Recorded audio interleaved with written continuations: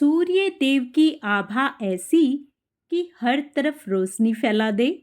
अपनी चमकती किरणों से सोई हुई तकदीर जगा दे। ओम सूर्याय नमः। आप सभी का मेरे YouTube चैनल भक्ति सागर में पुनः स्वागत है। आज का अपना वीडियो शुरू करने से पहले आप सभी से विनम्र प्रार्थना है, लगातार हमसे जुड़े रहने के लिए, वे सभी धार्मिक जानकारियां प्राप्त करने के लिए, वे प्रतिदिन के महात्म्य स्मरण करने के लिए कृपया मेरे चैनल को सब्सक्राइब अवश्य करें। वीडियो यदि पसंद आता है तो लाइक एंड शेयर भी करें। आइए ज्येष्ठ मास का महात्म्य स्मरण करने से पहले ज्येष्ठ मास की एक कहानी सुनते हैं। बहुत समय पहले की बात है। एक नगर में सुधीर नामक एक व्यापारी रहता था। वह बहुत पुण्यात्मा, दानी और धर्मशील व्यक्ति था। जेठ महीने की भीषण गर्मी में वह हर साल अपने घर के बाहर एक बड़ा प्याऊ पानी पिलाने की जगह लगवाता था, जहां ठंडा जल, शरबत और छाछ की व्यवस्था होती थी। साथ ही वह गरीबों को वस्त्र और भोजन भी दान करता था। एक दिन दोपहर के समय एक वृद्ध ब्राह्मण तपते हुए रास्ते से गुजर रहे थे। उनके शरीर पर पुराने कपड़े थे और वे बहुत प्यासे थे। चलते चलते वे बेहोश होकर गिर पड़े। उसी समय सुधीर व्यापारी ने उन्हें देखा और तुरंत उनकी सेवा में जुट गया। उसने ब्राह्मण को छाया में लिटाया, ठंडा जल पिलाया और उन्हें ताजगी दिलाई। जब ब्राह्मण को होश आया, उन्होंने आंखें खोलकर सुधीर से कहा, वत्स, तुमने मुझे जीवन दान दिया है। मैं कोई साधारण ब्राह्मण नहीं हूँ। मैं भगवान विष्णु का दूत हूँ और इस पृथ्वी पर मानवों की करुणा और सेवा की परीक्षा लेने आया हूँ। तुमने जेठ की इस तपती धूप में मुझे जल पिलाकर महान पुण्य अर्जित किया है। मैं तुम्हें आशीर्वाद देता हूँ कि तुम्हारे कुल में कभी दरिद्रता नहीं आएगी और तुम सदा धर्म पथ पर अग्रसर रहोगे। इतना कहकर वह ब्राह्मण अंतर्ध्यान हो गया। व्यापारी आश्चर्यचकित रह गया और उसने इस घटना को नगर में सभी को बताया। उस दिन से नगर के अन्य लोग भी जेठ के महीने में स्नान, शीतल जल पिलाने और दान करने लगे। कथा से हमें पता चलता है कि जेठ मास में भीषण गर्मी में ठंडा जल पिलाना, छाया देना, वस्त्र और अन्न का दान करना अत्यंत पुण्यकारी होता है। यह न केवल शारीरिक सेवा है, बल्कि यह आत्मा को भी तृप्त करता है। भगवान विष्णु और सूर्य देवता इस पुण्य से अत्यंत प्रसन्न होते हैं। पुनः भगवान विष्णु का मन में ध्यान करते हुए ज्येष्ठ मास का आगे का अध्याय स्मरण करते हैं। भीमसेन कहने लगे कि हे तात, आपने जो एकादशी का व्रत और उसका जो महात्म्य कहा है, यह मुझको कुछ मूढ़चित होने से सत्य प्रतीत नहीं होता। अतः आप वात्सल्य भाव त्याग कर ठीक ठाक बात बताइए। यदि आप सत्य वचन न कहेंगे तो मैं विदुर वचन सदृश धृतराष्ट्र के प्रति जो विदुर ने वचन कहे थे, उन्हीं के समान नष्ट हो जाऊंगा। हे तात, मंत्री, पुरोहित और वैद, इनको सत्य और यथार्थ वचन ही बोलने चाहिए, अन्यथा केवल मीठे वचन बोलने से उनके धन, धर्म और शरीर तीनों ही नष्ट हो जाते हैं। व्यास जी कहने लगे कि हे पवन पुत्र भीमसेन, हमने जो पहले संक्षेप में तुमसे कहा है, वह सर्वथा सत्य है। इसको असत्य नहीं मानना चाहिए। मैं इस विषय में तुमको एक प्राचीन इतिहास सुनाता हूँ। तुम उन स्कंद जी के वचनों को सुनकर संशय रहित हो जाओगे। पूर्व काल में कालाजन पर्वत पर पुलिंद नाम वाला विख्यात समस्त धर्मों को पालन करने वाला उनका ज्ञाता हुआ। उसने निष्कंटक राज्य करके वहां पर द्वारिकापुरी के समान महानपुर बसाया और स्वयं अनेकों रथ, सेना, ऐरावत के समान हाथी और उच्च सर्वा के समान घोड़ों से परिवारित आवृत होकर और सचिवों से अनुमोदित होकर विजय यात्रा के लिए निकला। 100 योजन के प्रमाण में उसकी सेना पुर से बाहर निकली और राजा के साथ चलने वाली जो पैदल सेना थी वह सारी पृथ्वी पर छा रही थी। 7 व्यूह सेना की रचना से युक्त वह सेना 7 महासमुद्रों के समान प्रतीत होती थी। राजा ने बड़े बड़े मंडलिक वीर राजाओं और सेवकों को जीतकर उनसे बहुत सा धन और कर लेकर अपने पुर को वापस लौटा। इस तरह पृथ्वी के अनेक चक्रवर्ती राजाओं को जीता। जिस जिस सेनापति को बलवान सुनता था वहाँ वेगपूर्वक जाकर उनको जीत लेता था। इस प्रकार घूमते घूमते राजा के गुप्तचरों ने आकर राजा को संदेश दिया कि हे महाराज, यहाँ पर सबों का मालिक एक परम धर्मात्मा एक राजा है जो कि श्रुति, स्मृति और पुराणों का ज्ञाता, देवता तथा अतिथि का पूजक, सत्य प्रतिज्ञ और बड़ा सूरवीर है। आज तक किसी से भी वह नहीं जीता गया है। उसको बिना जीते इस भूमंडल में आपकी कीर्ति संतुष्टदायक नहीं हो सकती। अपने गुप्तचरों से यह समाचार सुनकर राजा पुलिंद ने अपने अपने मंत्रियों सहित और सेना सहित उस प्राचीन वहीं के संपूर्ण नगर को चारों तरफ से घेर लिया और राजा पुलिंद के सैनिक उस नगर के चारों तरफ स्थित हो गए। जैसे वन में बहुत से गीदड़ों से एक सिंह घेर लिया जाता है, इसी तरह उसके चारों तरफ से उसे घेर लिया गया। हे तपोधन, उस समय उस नगर में बड़ा कोलाहल मचा। कुछ लोगों ने राजा से और कुछ ने मंत्रियों से जाकर कहा, हे राजन, उस दिन ज्येष्ठ मास के शुक्ल पक्ष की एकादशी तिथि थी। उस नगर के सभी लोग स्नान आदि करके भगवान विष्णु की पूजा में रत हो गए और पूजा में लीन होने के कारण आपस में बातचीत भी नहीं करते थे। ऐसे समय में राजा पुलिंद के सैनिकों ने ग्राम में घुसकर लूट मार मचा दी। इसी बीच में किसी ग्रामवासी ने राजा पुलिंद को नमस्कार कर हाथ जोड़कर अति शांति के साथ जाकर यह वचन कहा, हे राजन, आज बड़े पुण्य देने वाली एकादशी का व्रत है और हमारे राजा समस्त नागरिकों के साथ पूजा में स्थित हैं। आज नागरिक लोग तथा राजा भोजन, भाषण, हिंसा, मिथ्यावचन तथा और भी किसी प्रकार का दोष कर्म नहीं करेंगे। इसलिए आप हे राजन आज और कल के लिए कृपया कीजिए। मैं अपने राजा की आज्ञा से नहीं आया हूँ। मैंने यहाँ की जो निश्चित बात है स्वयं अपने विचार से कहने आया हूँ। अतः हे राजन, इन दिनों में आप जो कुछ भी करेंगे हमारे राजा उसे सहन करेंगे, परंतु परसों क्या होगा यह मैं नहीं कह सकता और ना ही मैं ये जानता हूँ। ज्येष्ठ मास निर्जला एकादशी व्रत वर्णन 18वां अध्याय समाप्त हुआ। आगे का अध्याय हम अपने कल के वीडियो में करेंगे। पूर्ण पुण्य लाभ प्राप्त करने के लिए आप उसे भी अवश्य स्मरण करें। जय श्री हरि। ज्येष्ठ मास में सूर्य उपासना का विशेष महत्व है। आइए इसी श्रृंखला में हम सूर्य चालीसा का पाठ करते हैं।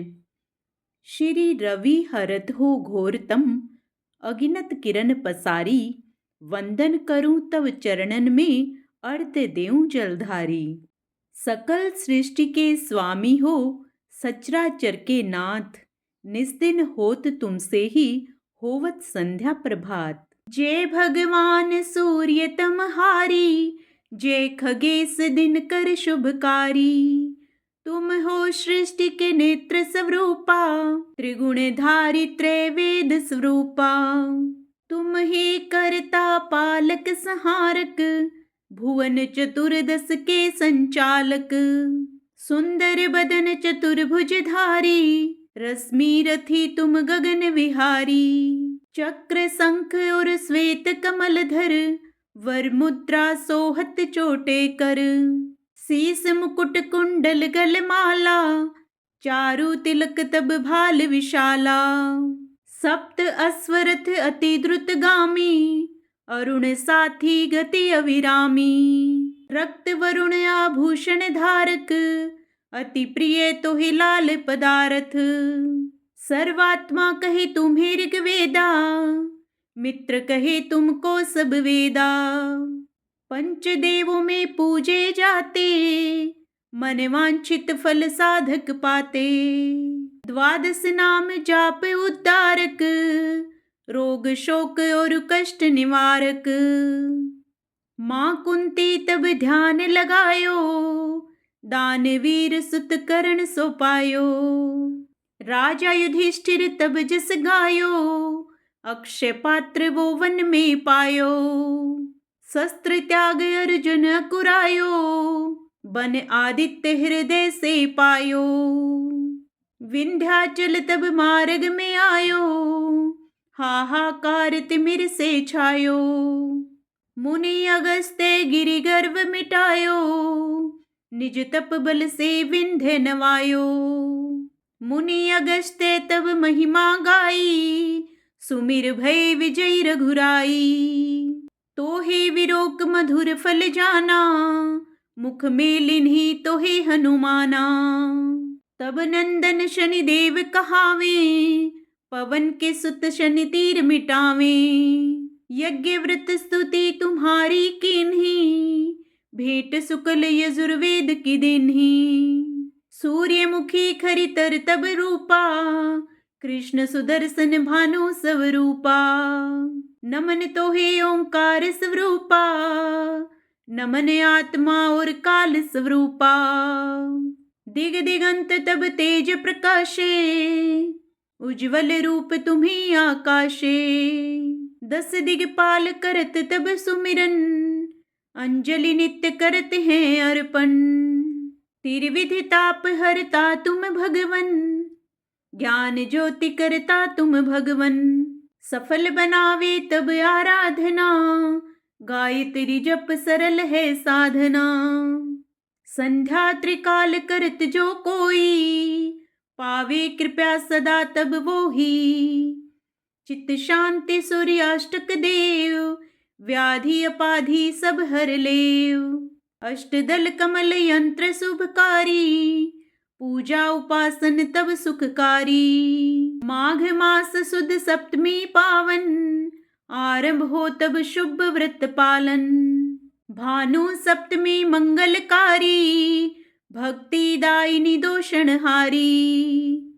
रविवासर जो तुमको ध्यावे, पुत्रादिक सुख वैभव पावे। पाप रूपी पर्वत के विनाशी, व्रज रूप तुम हो अविनाशी।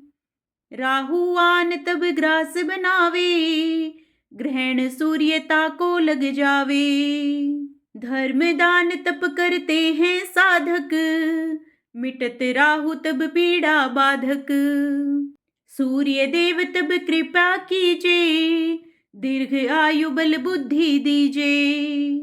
सूर्य उपासना कर नित ध्यावे, कुष्ठ रोग से मुक्ति पावे। दक्षिण दिशा तोरी गति जावे, दक्षिणायन वो ही कहलावे। उत्तर मार्गी तोरो रथ होवे, उत्तरायण तब वो कहलावे। मन और वचन कर्म हो पावन, संयम करता भलित आराधना। भरत दास चिंतन करत, घर दिन कर तब ध्यान। रखियो कृपया इस भक्त पे, तुम्हारी सूर्य भगवान। ओम सूर्याय नमः। आइए अब सूर्य भगवान को प्रसन्न करने के लिए सब मिलकर सूर्य देव की आरती करें। ओम जय सूर्य भगवान, जय हो दिनकर भगवान। जगत के नेत्र स्वरूपा, तुम हो त्रिगुण स्वरूपा। धरत सब ही तव ध्यान, ओम जय सूर्य भगवान। सारथी अरुण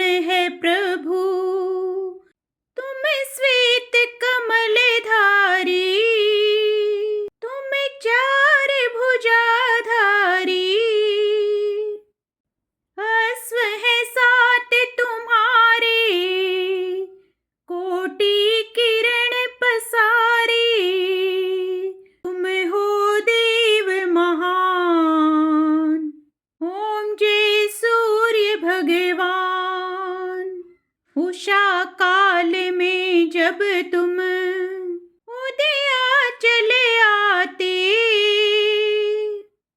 सब तव दर्शन पाते, फैलाते उजियारा, जागता तव जग सारा, करें सब तव गुणगान, ओम जय सूर्य भगवान। संध्या में भुवनेश्वर अस्ता चले जाते, गोधन तब घर आते, गोधूली बेला में हर घर हर आंगन में हो तब महिमा गान, ओम जय सूर्य भगवान। देव दनुज नर नारी ऋषि मुनिवर भजते, आदित्य हृदय जपते, स्तोत्र ये मंगलकारी, इसकी है रचना न्यारी, दे नव जीवन दान, ओम जय सूर्य भगवान। तुम हो त्रिकाल रचयिता, तुम जग के आधार, महिमा तव अपरम पार, प्राणों का सिंचन करके भक्तों को अपने देते, बल बुद्धि और ज्ञान, ओम जय सूर्य भगवान। भूचर जलचर खेचर, सबके हो प्राण तुम्ही, सब जीवों के प्राण तुम्ही, वेद पुराण बखाने, धर्म सभी तुम्हें माने, तुम ही सर्वशक्तिमान, ओम जय सूर्य भगवान। पूजन करती दिशाएं, पूजे 10 दिग्पाल, तुम भुवनों के प्रतिपाल, ऋतुएं तुम्हारी दासी, तुम शाश्वत अविनाशी, शुभकारी अंशुमान, ओम जय सूर्य भगवान, ओम जय सूर्य भगवान। जय हो दिनकर भगवान, जगत के नेत्र स्वरूपा, तुम हो त्रिगुण स्वरूपा, धरत सब ही तव ध्यान, ओम जय सूर्य भगवान, ओम जय सूर्य भगवान। ओम सूर्याय नमः।